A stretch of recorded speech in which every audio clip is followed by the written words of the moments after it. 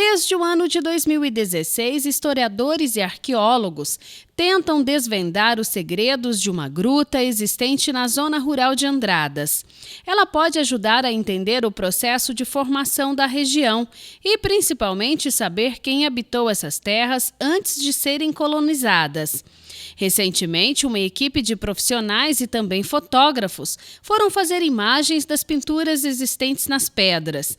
Trata-se de um trabalho inicial de registro das chamadas pinturas rupestres. Nesse momento agora, com essas imagens, a gente vamos fazer três análises.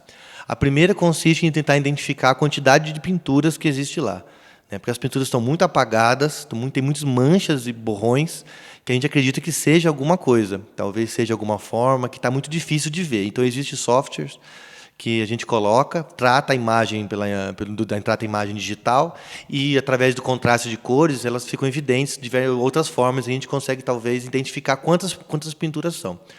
A segunda análise vai ser tentar identificar o que essas pinturas são, né? O sentido se tem algum formato específico, que são os cunhos geométricos, que são animais, antropomorfos, tentar identificar, e, a partir disso, tentar identificar, que é a terceira linha de análise, tentar comparar as pinturas que têm em Andradas com outras de outras regiões do Brasil, para ver se existe alguma afinidade cultural entre essas pinturas de Andradas com outros lugares, para tentar identificar se são os povos parecidos e que fizeram. E, com isso, a gente consegue minimamente colocar uma cronologia, né? Que a gente pressupõe que essa pintura seja muito antiga, porque eram principalmente os grupos caçadores-coletores que faziam essas pinturas. Mas a gente vai conseguir, talvez, com essa análise, tentar identificar e associar a um grupo específico mais antigo. A intenção deste trabalho é colocar Andradas no mapa da arqueologia brasileira, com relação às pinturas rupestres. Elas são muito comuns no Brasil, no norte de Minas e Piauí, mas aqui na região são consideradas muito raras. Os pesquisadores tentam descobrir quais são os significados que essas pinturas tiveram para as comunidades da região. Na arqueologia aqui em Andradas só tem um sítio arqueológico, né, que é com pintura rupestre, e aí com esse trabalho, a gente, quem sabe, no futuro, a gente voltar a descobrir outros sítios, né, até as pessoas que estão assistindo, se souberem de pinturas, né, por favor, comuniquem nas prefeituras, para a gente conseguir ir atrás e tentar fazer uma análise, porque é uma chance enorme que onde tem uma pintura, tem muitas. Isso significa que nós temos uma presença indígena muito forte aqui na Andradas, né? Algo que já os historiadores, né, dos documentos, dos livros históricos, já relatavam que tinha indígenas, mas a gente consegue entender que haviam muitos indígenas aqui, uma presença talvez muito antiga. Então, a gente conseguia incluir essa história das populações indígenas na história do município, né, que eles também contribuíram aqui na transformação da paisagem, transformação do território. É um trabalho de cunho científico, né? E não é importante só para a cultura de Andradas, é para a cultura do Brasil e, de certa forma, da América e do mundo, porque ele nos ajuda a explicar um pouco do surgimento dos primeiros hominídeos aqui na região e em outros lugares, né? Ele ajuda a contar um pouco da história da humanidade.